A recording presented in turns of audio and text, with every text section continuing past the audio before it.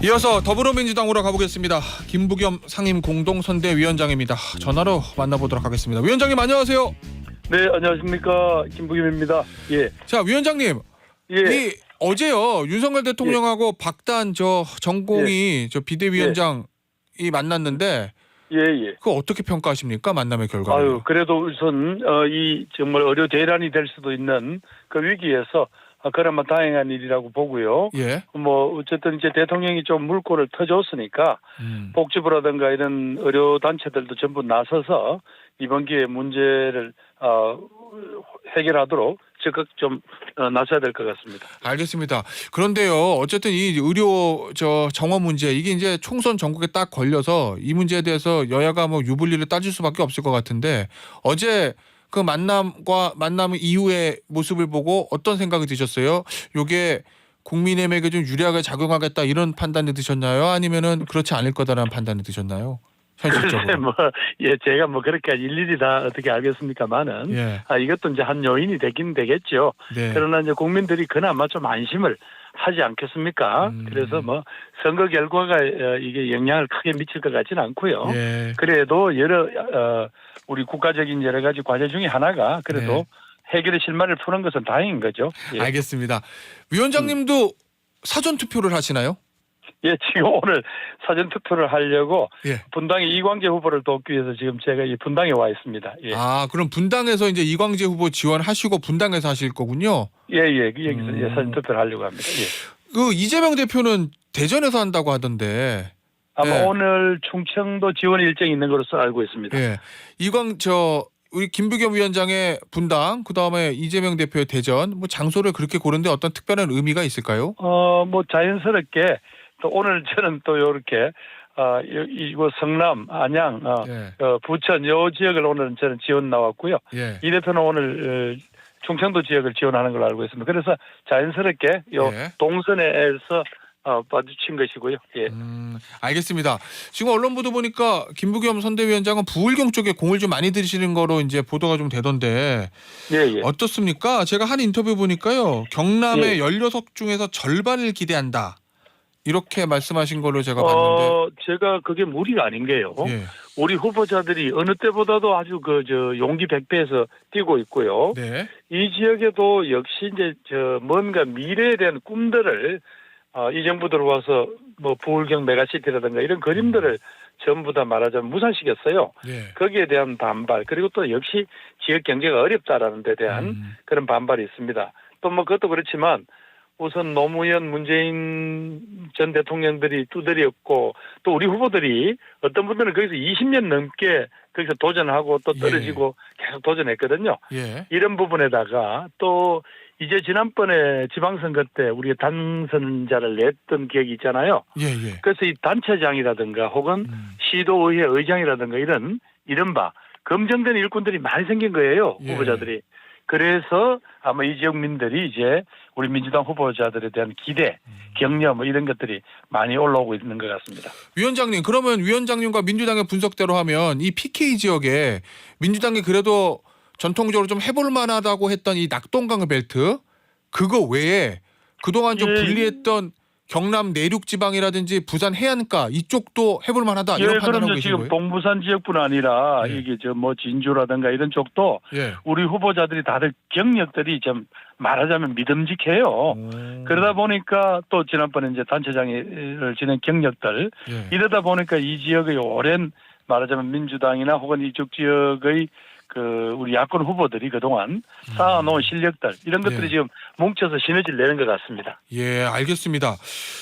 오늘부터 이제 사전 투표 이틀하고 이제 수요일에 본 투표인데 투표하십시오 이렇게 많이들 얘기하잖아요, 여야가. 그런데 이번에는요, 그렇습니다. 위원장님 되게 신기한 게요. 민주당에서 최종 투표율 71.3%, 사전 투표율 31.3% 이렇게 목표치를 제시했거든요. 제가 투표율을 목표치로 제시한 거를 본 적이 없어가지고요. 과거에도 이렇게 수치로 딱 맞아 떨어지기는 안 했지만 그래도 어느 정도 목표치를 제시하면 사실은 결과가 어느 정도 거기에 이렇게 근접했었어요. 그런데 이번에 이제 해외 동포들 투표율 이런 것들을 고려해서 아마 그렇게 목표치를 제시한 건데, 예. 뭐 그렇게 딱 맞아 떨어지지 하겠습니까만은 그래도 역대 어떤 총선보다는 투표율이 올라갈 거다. 왜냐하면 조금 국민들이 많이 화가 나 계셨고, 예.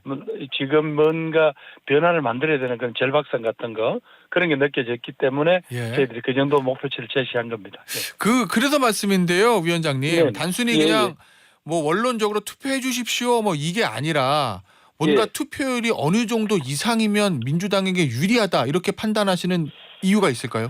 그거는 현재로서는 지금 함부로 짐작하기 어려운 게 우리는 젊은 유권자들의 생각들이 지금 상당한 정도로 지금 다양해졌거든요. 예. 과거에는 조금 그 민주당이나 야당한테 조금 그런 분들이 우호적인 투표를 하셨다면 지금은 여러 고민들을 많이 하시는 것 같아요. 예. 소위 말하는 2030 유권자 말씀하시는 거죠. 예. 뭐 그렇겠죠. 그래서 이분들이 쉽게 어느 당이 유리하다 이렇게 할 수는 없고요. 다만 유권자이시기 때문에 기본적으로 투표율이 높아지는 것은 우리 공동체의 미래를 봐서 뭐 그렇죠. 꼭 필요한 일이다.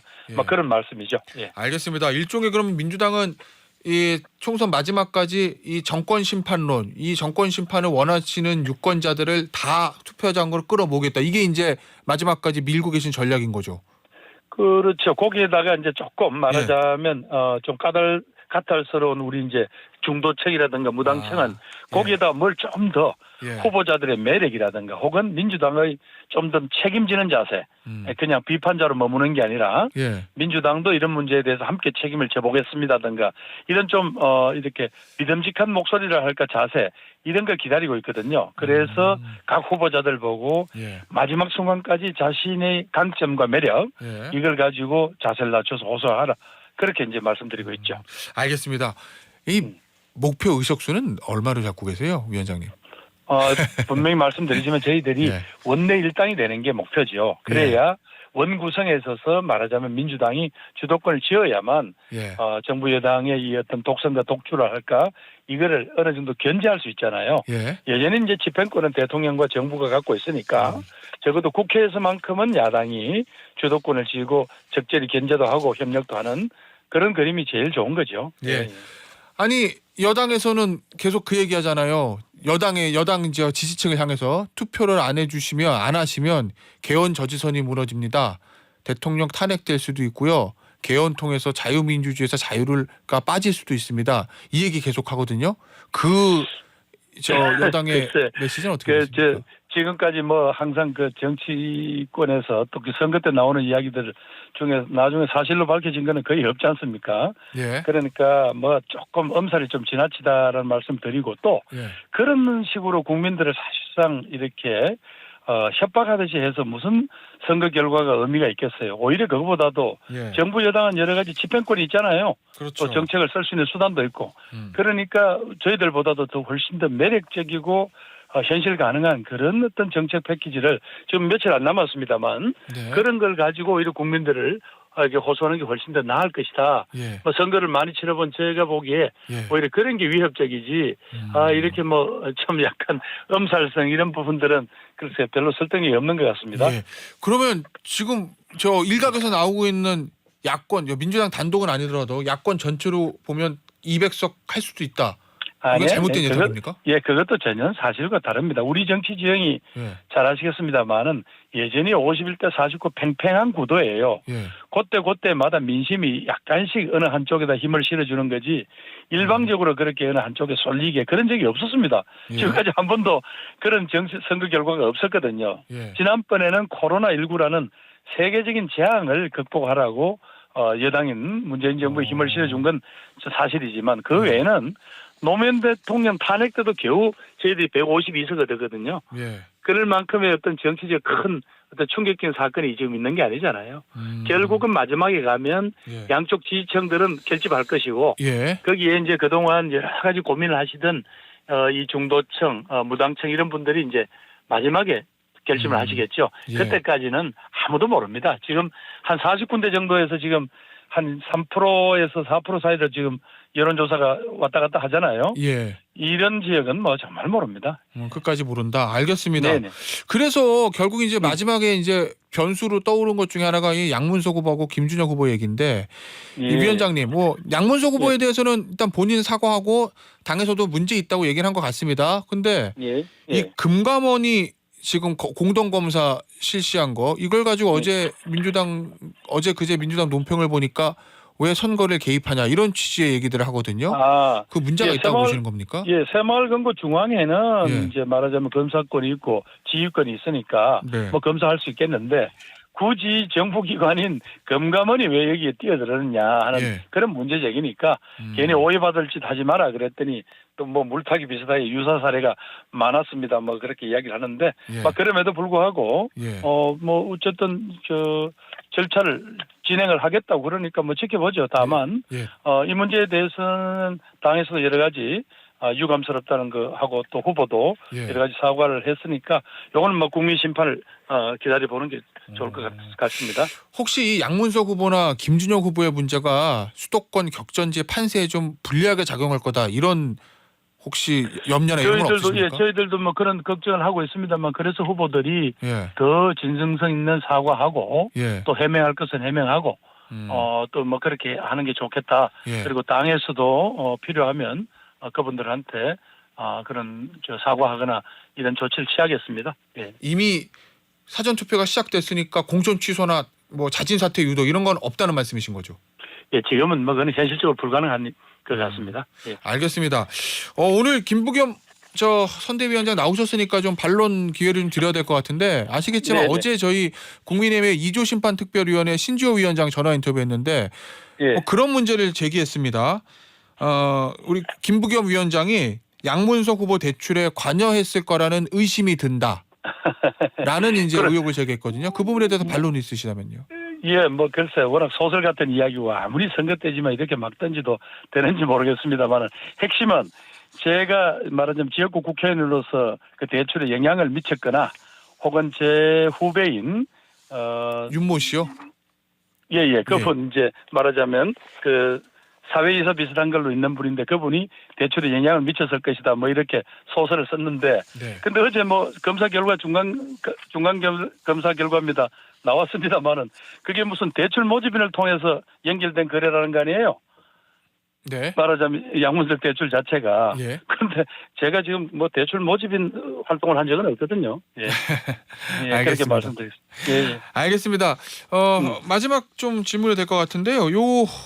국민의힘에서 지금 계속 한동훈 특히 비대위원장 하고 있는 얘기들 중에 하나가 2조 심판 얘기하는 거잖아요. 이재명 대표하고 조국 대표. 요 사법 리스크를 부각시키는데 여권의 그 전략은 어떻게 보고 계십니까? 글쎄 제가 보기에는 별로 그 말하자면 번지수를 잘못 짚은 것 같습니다. 왜냐하면 국민들이 그런 이야기를 듣고 싶어하는 게 아니거든요. 73년생 한동훈이 보여주었던 그런 신선함에는 그런 게 상대편을 어떻게 낙인 찍고 국민을 편가르고 이런 정치로 말하자면 기대를 모은 건 아니잖아요. 예. 그래서 오히려 그 방법보다는 오히려 정부 여당이 지금이라도 뭘 한번 해보겠다라는 그런 긍정적인 어떤 메시지를 내는 게 오히려 선거에는 도움이 될 거다. 그렇게 감히 말씀드리고 싶네요. 알겠습니다. 저 이재명 대표도요, 위원장님, 저 격전지가 49곳인데 이거 2~3% 차이로 결정나니까 이게 많이 넘어가면 국민의힘이 과반될 수 있다. 이런 얘기 합니다.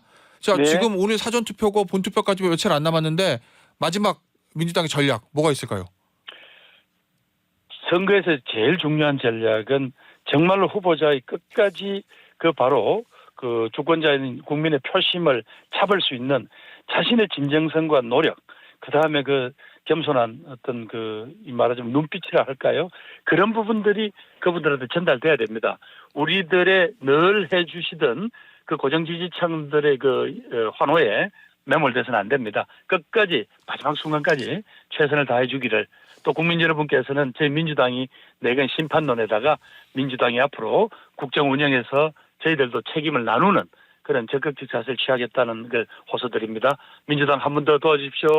알겠습니다. 오늘 인터뷰는 여기서 마무리하도록 하겠습니다. 지금까지 김부겸 더불어민주당 상임공동선대위원장이었습니다. 감사합니다. 네, 감사합니다.